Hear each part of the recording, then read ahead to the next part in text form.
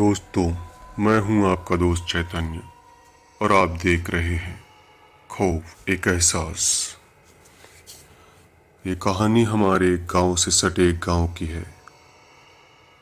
गर्मी का महीना था और वो चिलचिलाती धूप। रमेश भाई किसी गांव से गाय खरीद कर लौटे थे। गाय के साथ उसका बछड़ा भी था और तेज धूप के कारण उसका तथा उसके बछड़े का बुरा हाल था। बेचारी गाय करे भी तो क्या करे। रह रह कर वह अपने बछड़े को चाट चाट कर अपना प्यार दर्शा रही थी।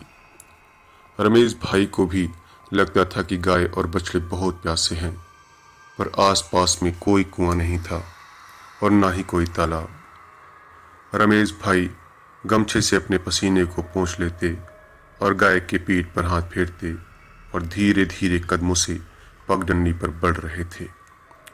कुछ दूरी पर उन्हें एक बार बगीचा दिखाई पड़ा। उनके मन में आया कि इस बारी में चलते हैं, थोड़ा सुस्ता भी लेते हैं तथा शायद वहाँ कोई तालाब या कोई ऐसा हो जिससे पानी की व्यवस्था हो सके। अब रमेश भाई अपने कदमों को थोड़ा तेज कर दिए थे और गाय और बछड़े के साथ उस बगीचे के पास बढ़ने लगे थे। बगीचा बहुत बड़ा था और उसमें तरह तरह के पेड़ों के साथ बहुत सारे बड़े और छोटे घास फूस भी उगे थे, पर गर्मी के कारण इन घास फूस का भी वही हाल था। कुछ सूख गए थे तथा कुछ सूखने की कगार पर थे। बगीचे में एकदम सन्नाटा सा था। कहीं कोई आवाज नहीं थी, पर ज्यों ही रमेश भाई गाय बछड़े के साथ इस बगीचे में प्रवेश किए तो गाय बछड़े तथा उनके पैरों के नीचे पेड़ के गिरे सूखे पत्तों के आते ही चरमर की एक भयानक आवाज शुरू हो गई थी। ये आवाज इतनी खतरनाक थी कि रमेश भाई के साथ गाय और बछड़ी भी सहम से गए थे। रमेश भाई उस बगीचे के भीतर प्रवेश करना उचित नहीं समझे और किनारे ही एक पेड़ के नीचे पहुंचकर सुस्ता रहे थे। छांव में उन्हें तथा बछड़े को थोड़ी राहत तो मिली, पर प्यास के कारण उनका बुरा हाल हो रहा था। वे इधर उधर नजर दौड़ाए, पर कहीं पानी नजर नहीं आ रहा था। रमेश भाई ने थोड़ी देर हिम्मत करके गाय बछड़े को वहीं छोड़कर पानी की तलाश में उस बगीचे के भीतर प्रवेश करने लगे। उन्हें लगा कि शायद इस बगीचे के भीतर कोई तालाब हो। वह भले सूख गया हो, पर शायद थोड़ा सा पीने लायक पानी मिल जाए। रमेश भाई अब अपने सर पर बंधी पगड़ी को खोलकर कमर में बांध लिए थे और मुस्तैदी से लाठी को हाथ में लेकर बारी के अंदर प्रवेश करने लगे। यह बगीचा बहुत ही घना था और उस चिलचिलाती दोपहर में उस बगीचे में एक अजीब सा खौफनाक सन्नाटा पसरा हुआ था। उसी सन्नाटे में रह रहकर रमेश भाई के पैरों के नीचे पड़ने वाले वो पत्तों की भयानक आवाज, ऐसा लग रहा था कि मानो बहुत ही डर सा पैदा हो रहा हो। बगीचे में काफी अंदर जाने के बाद रमेश भाई को एक तालाब दिखा। उसके पेट में थोड़ा सा स्वच्छ पानी था। उस तालाब में थोड़ा सा स्वच्छ पानी भी था, पर उस तालाब के किनारे का नजारा देखकर रमेश भाई के कदम ठिठक गए। अचानक ही उनके माथे में पसीने की बूंदें टप टप करने लगी। उनके कदम अब न आगे बढ़ रहे थे और ना ही पीछे जा रहे थे। दरअसल तालाब के किनारे कुछ भूत प्रेत कुल्हड़बाजी कर रहे थे, एक दूसरे के साथ मस्ती कर रहे थे और कभी कभी उछलकर पानी में भी गिर जाते या दूसरे भूत प्रेत पानी में ढकेल देते। वहीं पास के पेड़ों पर भी इधर उधर कुछ भूत प्रेत उन्हें नजर आए। इन भूतों में से कुछ बहुत ही भयंकर थे तो कुछ बहुत ही छोटे। किसी के पैर नहीं थे तो किसी के 4 या 5 पैर थे। वहीं उनको एक ऐसा भूत भी दिखा जो पूरी तरह से बालों से ढका हुआ था और बहुत ही विकराल था। पेड़ पर बैठे 1-2 भूत ऐसे थे जो देखने में एकदम आदमी थे लेकिन ऐसा लगता था कि गांव का ही कोई आदमी तमाशबीन के रूप में इन पेड़ों पर बैठा हो। ये माहौल भले ही रमेश भाई के लिए डरावना था, पर उन भूत प्रेतों के लिए एक हंसी वाला, एक उल्लास में समय था। अब रमेश भाई क्या करें? 2-4 मिनट बाद वह हिम्मत कर मन ही मन हनुमान जी का नाम दोहराने लगे और धीरे धीरे बिना पीछे मुड़े सामने देखते हुए पीछे की ओर चलने लगे। चुपचाप कुछ देर चलने के बाद अचानक घूम गए और जय हनुमान जी कहते हुए लंक लगाकर गाय वाली दिशा में भागे। गाय के पास पहुंचकर ही रुके। गाय के पास पहुंचते ही गाय के शरीर पर हाथ रखा। गाय थोड़ी सी शांति और छाया पाकर वहां बैठ गई थी और उसका बछड़ा भी चुपचाप पूंछ हिलाते हुए वहीं पर खड़ा था। कहा जाता है कि गौवंश का साथ हो तो भूत प्रेत पास नहीं आते। खैर उनके पास तो गाय थी जिससे देवताओं का वास होता है, तो फिर क्या डरना। उन्हें लगा कि अगर भूत प्रेत हल्ला बोलेंगे तो गाय से चिपक कर इस बार दूर हो जाएंगे। 5 मिनट तक वो गाय के पास ही सटकर बैठे रहे। गाय के पास बैठने पर उनका थोड़ा डर तो कम हुआ और थोड़ी हिम्मत भी लौट आई। रमेश भाई सोचे कि अरे, मैं तो अभी जवान हूँ, रोज पहलवानी भी करता हूँ, अखाड़े में कोई मेरी पीठ भी नहीं लगा सकता, और आज मैं इतना डर गया। अरे इन भूत प्रेतों से क्या डरना, आज मैं हर हालत में इनका सामना करूंगा और देखता हूं कि ये भूत प्रेत मेरा क्या बिगाड़ लेते हैं। अगर आवश्यकता पड़ी तो इन सबको ललकार दूंगा और दौड़ा दौड़ा कर मारूंगा।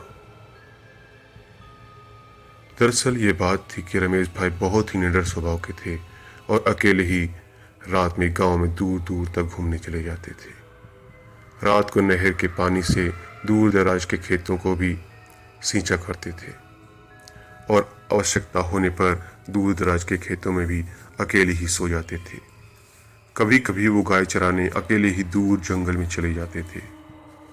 गाय के पास बैठे बैठे अचानक रमेश भाई के जहन में यह ख्याल आया कि क्यों ना गाय और बछड़े को लेकर उस तालाब के पास चला जाए। हम तीनों को पीने का पानी भी मिल जाएगा और भूत प्रेतों के नजदीक से देखने का मौका भी। उनके दिमाग में ये बात थी कि अब जब गाय बछड़े उनके साथ हैं तो भूत प्रेत मेरा कुछ नहीं बिगाड़ सकते। रमेश भाई उठे और गाय का पगाहा सहित गले में रस्सी बांधकर उस तालाब के ऊपर निर्भीक होकर बढ़ने लगे। गाय के पीछे पीछे उसका बछड़ा भी चलने लगा। जो ही रमेश भाई गाय को लेकर उस तालाब के पास पहुंचे और उनके पैरों की खाड़ चरमराते हुए पत्तों की आवाज उन भूत प्रेत के रंग में भंग पड़ गया। सभी चौकन्ने होकर रमेश भाई की ओर देखने लगे। उनमें से एक भूत, जो कि बड़े गुस्से में रमेश भाई की ओर बढ़ा, पर पता नहीं क्यों अचानक रुक सा गया और पास के एक पेड़ पर चढ़ गया। रमेश भाई निडर होकर उस तालाब के किनारे पहुंचे, पर यह क्या, वो तथा गाय बछड़े पानी कैसे पिएंगे, क्योंकि उनके आगे थोड़ी दूर पर पानी के किनारे कई सारे डरावने भूतनी खड़े हुए थे।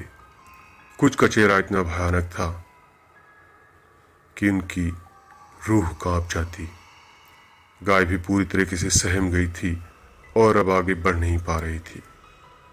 रमेश भाई कितनी भी कोशिश कर रहे थे पर गाय बढ़ने का नाम नहीं ले रही थी। गाय भागने का मन बना रही थी। रमेश भाई ने अपनी हिम्मत को बनाए रखा और गाय के रस्सी को कसकर पकड़ लिया। अब रमेश भाई एक हाथ में लाठी को भांजते हुए गाय को खींचने लगे और बढ़ने की कोशिश करने लगे। वो दहाड़े कि मैं भूत प्रेत से नहीं डरता। इस समय ये जानवर बहुत ही प्यासे हैं। मैं हर हालत में इनकी जान की बाजी लगाकर इन दोनों को पानी पिलाने में पीछे नहीं हटूंगा। उधर भूत प्रेत भी टस से मस नहीं हो रहे थे और कुछ तो अपनी गुस्सा दिखाने के लिए पास की डालियों को कूदते फांदते मोटी पतली डालियों को तोड़ते नजर आ रहे थे और वो इतनी खतरनाक आवाज निकाल रहे थे कि मानो डर की वजह से जान ही निकल जाए। कुछ पानी में कूदकर उसे गंदा भी करने लगी। अब वहां का माहौल इतना डरावना हो गया था कि कमजोर दिल वालों के तो प्राण ही निकल जाते। खैर, अब न भूत प्रेत ही पीछे हट रहे थे और न ही रमेश भाई, पर गाय एकदम से डरी सहमी खड़ी थी और उसका बछड़ा भागकर थोड़ा दूर जाकर खड़ा हो गया था। इन भूत प्रेतों के एकटक निहार रहा था। उसे पता ही नहीं चल पा रहा था कि यहाँ हो क्या रहा है। अचानक रमेश भाई अपनी ओर बढ़ते एक भयंकर भूत को देखा और गाय की रस्सी पकड़ते हुए तेजी से आगे बढ़कर पानी में ढकेलने लगे और फिर तेजी से आकर गाय के पास सट गए। अब तो उन भूत प्रेतों से कुछ डरे सहमे भी नजर आ रहे थे और पता नहीं चला कि कुछ भूत गायब भी हो गए थे। पर अभी 4-5 भूत रमेश भाई का रास्ता रोके खड़े हुए थे। अचानक उस बगीचे में एक तूफान सा आया। एक बहुत ही तेज आंधी उठी और उस आंधी में बहुत सारे पत्ते, सूखे खरपतवार आदि झड़ने लगे और उड़ते हुए नजर आए। पेड़ों की डालियां एक दूसरे से टकराने लगीं और रमेश भाई के साथ ही वहीं उपस्थित भूत प्रेत भी सहम गए, क्योंकि उस समय किसी को पता ही नहीं चल रहा था कि हो क्या रहा है। इसी तूफान के बीच वहां एक खूबसूरत महिला प्रकट हुई। उसे आते किसी ने देखा ही नहीं। उस महिला के चेहरे पर एक खूबसूरत मुस्कान थी। उस नौयौवना को देखते ही सारे भूत प्रेत अपना सर नीचे कर लिए। ऐसा लगा कि उसके सम्मान में झुक गए हों। अचानक वो महिला सौम्य आवाज में बोली कि प्यासे को पानी से रोकना नहीं चाहिए, ये अच्छी बात नहीं है, क्योंकि हम लोग भी तो पहले इंसान ही थे। आखिर हम में से कोई तो ऐसी दुर्घटना का शिकार हुए होंगे। मुझे याद है कि एक बार मैं अपनी माँ, बहन तथा गांव की एक सखी सहेली के साथ पैदल मेले जा रही थी। उस समय मेरी उम्र करीब 10 साल की रही होगी। मेला मेरे गांव से काफी दूर था। गर्मी का ही मौसम था और कुछ लोग घास फूस वाली पगडंडी के रास्ते जा रहे थे। अचानक रास्ते में कुछ ऐसा हुआ कि मैं अपने दोस्तों से अलग होकर रास्ता भटक गई और उन लोगों को खोजते खोजते दूसरी दिशा में निकल गई। अचानक डर के मारे और तेज धूप के कारण मुझे असहनीय प्यास लगी और इधर उधर खोजबीन करने के बाद भी पानी न मिलने के कारण मेरी अकाल मृत्यु हो गई। इतना कहते ही उस प्रेतनी का चेहरा गुमसुम सा हो गया। आंखों में आंसू की धार से बहने लगी। रमेश भाई भी अचानक भावुक हो चले थे।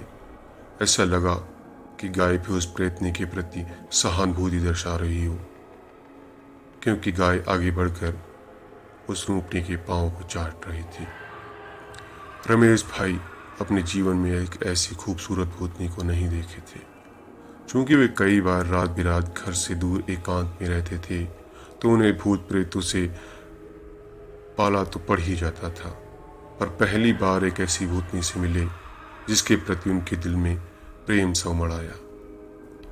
अगर वह इंसान होती तो उसे जरूर लेकर घर जाते और उसकी खातिरदारी करते।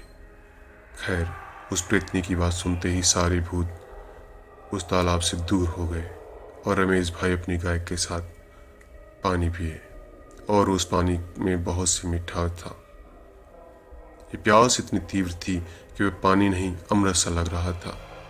बछड़ा भी अब पानी के किनारे आ गया और पानी पीने लगा। पानी पीने के साथ रमेश भाई अपने अंगोछे को पानी में भिगोकर गाय तथा बछड़े के शरीर पर मलने लगे। गाय और बछड़े को अब पूरी राहत मिल चुकी थी। रमेश भाई मन ही मन उस भूतनी का गुणगान करने लगे और उस बगीचे से बाहर जाने लगे। बगीचे से बाहर आने के बाद जब रमेश भाई घूमकर बारी की ओर देखते तो उस भूतनी को बाहर एक पेड़ के नीचे खड़े पाया। वह प्रेतनी प्रेम भाव से रमेश भाई को निहार रही थी। रमेश भाई ने 2 मिनट खड़े होकर उस भूतनी को निहारा और शायद फिर मिलने की आस के लिए गांव की ओर चल दिए। दोस्तों, ये कहानी अगर आपको पसंद आई हो तो प्लीज़ लाइक करें, कमेंट करें और चैनल को सब्सक्राइब करें। और ऐसी ही डरावनी कहानियाँ सुनने के लिए